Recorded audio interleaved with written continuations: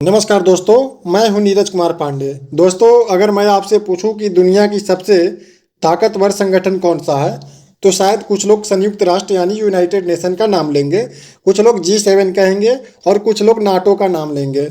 लेकिन अगर आज दुनिया की सबसे बड़ी अर्थव्यवस्थाएं, सबसे बड़े उपभोक्ता बाजार और सबसे बड़ी आबादी वाला देश और दुनिया की लगभग 85% यानी कि 85% GDP पैदा करने वाला देश एक ही टेबल पर बैठ जाए, तो उस मंच का नाम देते हैं G20।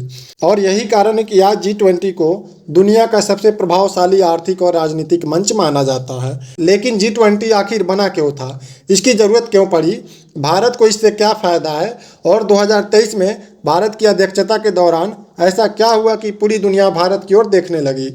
आज हम G20 को शुरुआत से लेकर वर्तमान तक बिल्कुल आसान भाषा में समझेंगे। तो दोस्तों, कहानी शुरू होती है 1997 के एशियाई आर्थिक संकट से। उस समय थाईलैंड, इंडोनेशिया, दक्षिण कोरिया और कई एशियाई देशों की अर्थव्यवस्था संकट में आ गई थी।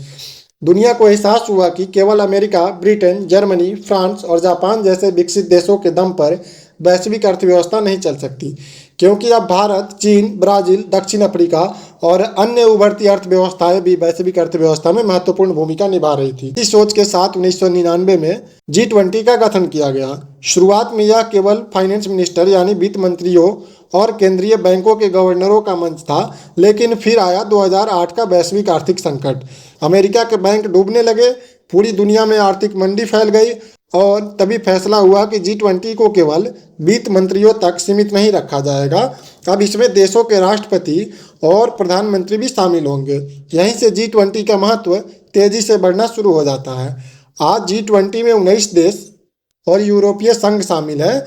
इन देशों में अमेरिका, फ्रांस, भारत, चीन, रूस, Japan, Germany, Britain, Brazil, Australia, सऊदी अरब, दक्षिण अफ्रीका, इंडोनेशिया और अन्य प्रमुख अर्थव्यवस्थाएं शामिल हैं। अगर आंकड़ों की बात करें तो G20 देशों के पास दुनिया की लगभग 60% आबादी है, वैश्विक GDP का लगभग 85% हिस्सा है और वैश्विक व्यापार का लगभग 75% हिस्सा है।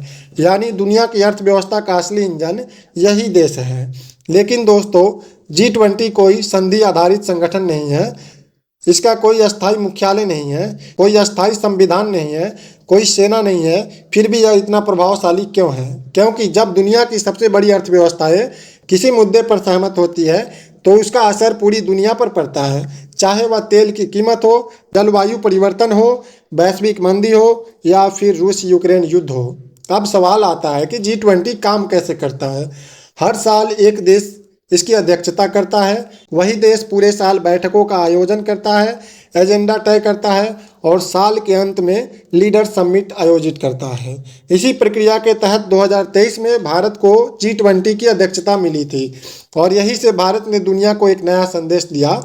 दोस्तों, भारत ने अपनी G20 अध्यक्षता की थीम रखी, one earth, one family, one future, यानी एक पृथ्वी, एक परिवार और एक भविष्य। यह विचार भारतीय दर्शन वसुधैव कुटुंबकम से प्रेरित था। भारत ने G20 को केवल अमीर देशों की बैठक नहीं रहने दिया, बल्कि ग्लोबल साउथ की आवाज बनाने की कोशिश की। 2023 में नई दिल्ली में G20 समिट आयोजित हुआ और दुनिया भर की निगाहें भारत पर थी। अमेरिका के राष्ट्रपति जो बाइडन, ब्रिटेन के प्रधानमंत्री, फ्रांस के राष्ट्रपति, सऊदी अरब के क्राउन प्रिंस और दुनिया के कई बड़े नेता भारत आए। लेकिन इस समिट की सबसे बड़ी उपलब्धि क्या थी? दोस्तों, अफ्रीकी संघ यानी अफ्रीकन यूनियन को G20 की अस्थायी सदस्यता मिल गई।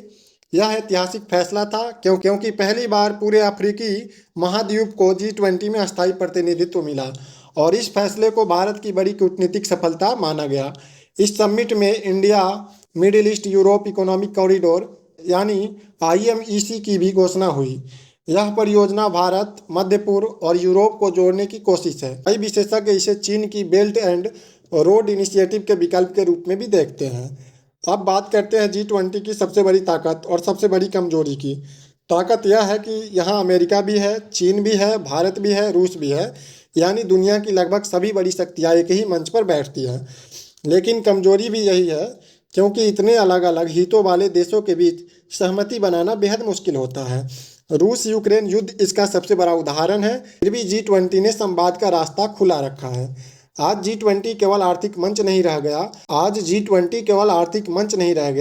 अब यहाँ artificial intelligence, climate change, digital economy, food security, energy security और ग्लोबल गवर्नेंस जैसे विषयों पर भी चर्चा होती है। यानी दुनिया का कोई बड़ा मुद्दा ऐसा नहीं जिस पर G20 चर्चा न करता हो। अब सवाल यह है, क्या G20 G7 से ज़्यादा महत्वपूर्ण है?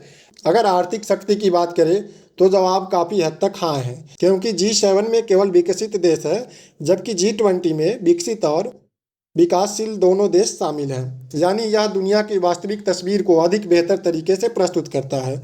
और भारत के लिए G20 का महत्व और भी बढ़ जाता है, क्योंकि यह भारत को अमेरिका, रूस, चीन, यूरोप और ग्लोबल साउथ के बीच एक सेतु बनने का अवसर देता है। यही कारण है कि भारत लगातार बहुध्रुवीय विश्व व्यवस्था की बात करता है। तो दोस्तों, अगर पूरी कहानी को एक लाइन में समझना हो तो G20 वह मंच है जहां दुनिया की सबसे बड़ी अर्थव्यवस्थाएं बैठकर तय करती है कि आने वाले वर्षों में वैश्विक अर्थव्यवस्था राजनीति किस दिशा में जाएगी। क्या G20 भविष्य में और अधिक शक्तिशाली बनेगा? क्या यह वैश्विक संकटों का समाधान निकाल पाएगा? और क्या भारत इसमें से और बड़ी भूमिका निभा पाएगा? इन सवालों के जवाब आने वाले वर्षों में मिलेंगे, लेकिन एक बात निश्चित है, अगर आपको भविष्य की दुनिया को समझना है तो G20 को समझना जरूरी है। धन्यवाद। जय हिंद, जय भारत।